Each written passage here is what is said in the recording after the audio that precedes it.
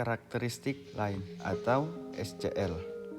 Nah, investasi di pasar modal merupakan investasi yang memiliki risiko yang tinggi, sehingga investor sangat berhati-hati di dalam memilih saham atau surat berharga yang akan dibeli. Teman-teman, kehati-hatian ini sangat beralasan karena setiap investor akan berpikir untuk memaksimalkan return yang diharapkan atau expected return dari setiap rupiah yang mereka investasikan dalam surat berharga, agar return yang mereka dapatkan adalah return yang maksimal. Maka penting bagi investor untuk memperhatikan dan mengestimasikan semua faktor penting yang dapat mempengaruhi return dari investasinya di masa yang akan datang. Nah teman-teman, di dalam mengestimasikan faktor-faktor penting yang mempengaruhi return tersebut, itu dibutuhkan banyak informasi yang baik yang bersifat fundamental maupun teknikal yang dapat mempengaruhi return saham. Teman-teman, penggunaan model menjadi sangat penting untuk menilai harga saham dan membantu investor dalam merencanakan dan memutuskan investasi mereka secara efektif. Oleh karena itu teman-teman, investor sangat membutuhkan alat untuk mengukur faktor-faktor yang mempengaruhi sekuritas seperti SCL. Security karakteristik lain atau biasa disingkat dengan SCL. Ini merupakan model faktor atau alat yang memungkinkan kita menjelaskan dan mengukur faktor-faktor yang berbeda yang dapat mempengaruhi imbal hasil suatu sekuritas selama satu periode tertentu. Teman-teman, ketidakpastian imbal hasil aset mempunyai dua sumber, yaitu faktor umum atau ekonomi makro dan peristiwa spesifik perusahaan. Faktor umum dibentuk agar memiliki nilai ekspektasi nol karena kita menggunakannya untuk mengukur informasi baru seputar faktor ekonomi makro yang secara definisi mempunyai nilai ekspektasi nol. Garis karakteristik sekuritas atau SCL. Nah, multifaktornya dapat disusun dengan 5 faktor. Pengestimasian beta dari suatu saham dapat dilakukan dengan menggunakan analisis regresi. Akan tetapi teman-teman, oleh karena di sini terdapat lebih dari satu faktor, maka kita mengestimasikannya menggunakan regresi berganda. Imbal hasil saham pada setiap periode atas 5 faktor ekonomi makro. Varians residu dari regresi tersebut merupakan estimasi risiko spesifik perusahaan. Salah satu pendekatan alternatif yang dapat digunakan untuk menentukan faktor ekonomi makro yang menjadi kandidat untuk sumber risiko sistematis yang relevan adalah menggunakan karakteristik perusahaan melalui riset empiris dasar yang merupakan proksi ekspor terhadap risiko sistematis.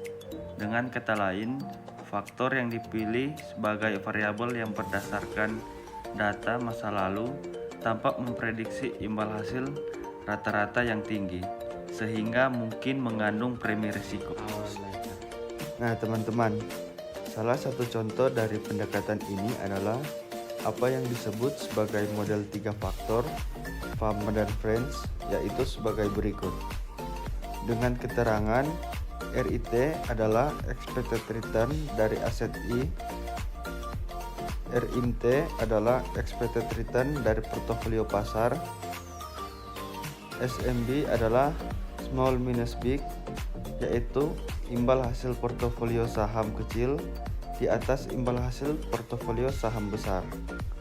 HML adalah high minus low, yaitu imbal hasil portofolio saham dengan risiko nilai buku terhadap nilai pasar yang tinggi di atas imbal hasil portofolio saham yang mempunyai rasio nilai buku terhadap harga pasar yang rendah. Pengujian model.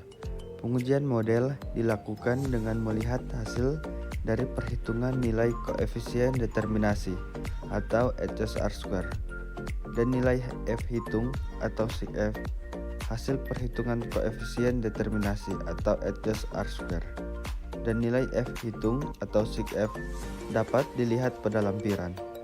Berdasarkan hasil perhitungan koefisien determinasi atau H+R² dan nilai F hitung atau sig F tersebut pada lampiran, maka nilai H+R² sama dengan 15,3% dan nilai F hitung sama dengan 5,801 dengan nilai sig F sama dengan 0,001. Nilai H+R² sebesar 15,3% menunjukkan bahwa variabel-variabel independen dalam model, yakni return pasar size atau SMB dan book to market value atau EML, hanya mampu menjelaskan secara benar variabel independen, yakni return saham sebesar 15,3% dan sisanya 84,7% dijelaskan oleh faktor atau variabel lain di luar model. Pengujian model. Nilai F hitung sebesar 5,801 dengan sig F sebesar 0,001 menunjukkan bahwa ketiga variabel independen dalam model, yakni return pasar size atau SMB dan book to market value atau HML, mampu menjelaskan return saham pada tingkat signifikansi kurang dari 1%, sehingga model tersebut fit untuk digunakan. Sekarang kita masuk pada pembahasan. Pengujian hipotesis dilakukan dengan melihat hasil perhitungan nilai T hitung dan sigma T.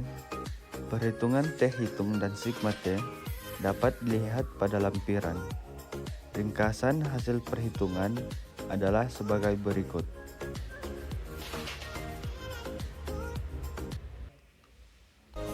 Nah, berdasarkan hasil dari nilai T hitung dan sigma T tersebut, maka dapat dijelaskan sebagai berikut. Return pasar. Besarnya koefisien beta return pasar sama dengan 0,353 bertanda positif dan nilai T dari return pasar 3,155 dengan sigma T sama dengan 0,002. Dengan demikian, maka ada pengaruh positif dan signifikan return pasar atau risk premium terhadap return pasar pada tingkat signifikansi kurang dari 1%. Dengan demikian, maka semakin tinggi return pasar, maka akan semakin tinggi return saham. Nilai koefisien beta dari return pasar menunjukkan arah yang positif. Dengan demikian, maka jika return pasar naik, akan diikuti oleh kenaikan return saham. Return pasar dalam hal ini adalah merupakan risk premium pada portofolio pasar yang menggambarkan besar kecilnya resiko. Jika risk premium tinggi, maka resiko investasi tersebut juga tinggi. Demikian juga sebaliknya. Dengan demikian, maka semakin besar risk premium, semakin besar return saham pada perusahaan yang bergabung dalam kelompok saham LQ45. Size atau SMB. Besarnya koefisien beta dari size atau SMB sama dengan minus 0,131 bertanda negatif dan nilai T-nya sebesar 1,193 dengan sigma T sama dengan 0,237. Dengan demikian, maka berarti size atau SMB berpengaruh negatif tetapi tidak signifikan terhadap return saham pada tingkat signifikansi 5%. Nilai koefisien yang negatif menunjukkan bahwa kecenderungan pengaruh size atau SMB terhadap return saham tidak searah atau berlawanan. Namun, pengaruh tersebut secara statistik tidak signifikan. Pada level signifikansi 5%, size atau SMB di sini merupakan ukuran perusahaan yang mempresentasikan return portofolio saham kecil atau firm size kecil. Dengan portofolio saham besar atau firm size besar dan diproksi dengan nilai kapitalisasi pasar modal sendiri. Book to market value atau HML. Besarnya koefisien beta book to market value atau HML sama dengan minus 0,174 bertanda negatif dan nilai T-nya adalah minus 1,492 dengan sigma T sama dengan 0,140. Dengan demikian, maka berarti book to market value atau HML berpengaruh negatif tetapi tidak signifikan terhadap return saham pada tingkat signifikansi 5%. Nilai koefisien yang negatif menunjukkan ada pengaruh yang negatif book to market value atau HML terhadap return saham. Namun, pengaruh tersebut secara statistik tidak signifikan pada tingkat signifikansi 5%. Book to market value atau HML di sini mempresentasikan return portofolio saham dengan book to market rasio tinggi dengan book to market rasio rendah yang diproksi dengan nilai buku atau shareholders equity dibagi dengan harga pasar saham.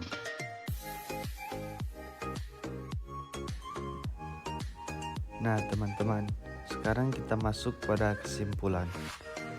Seperti hal size atau SMB, maka book to market ratio atau HML juga berpengaruh negatif. Artinya, jika book to market ratio atau HML turun, maka return saham akan naik.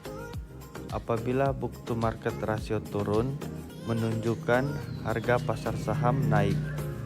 Berarti semakin baik kinerja saham, kondisi ini akan mencerminkan tingkat optimis investor terhadap masa depan perusahaan. Di dalam kasus ini, risk premium atau premi resiko pengaruhnya masih lebih baik dari book to market ratio. Investor lebih memandang risiko sebagai faktor yang lebih akurat.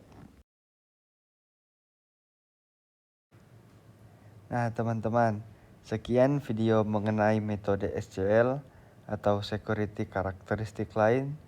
Semoga dapat berguna bagi teman-teman semua, dan jika teman-teman suka dengan video ini, tekan like, subscribe, dan lonceng agar teman-teman tidak ketinggalan video-video terbaru berikutnya. Thank you.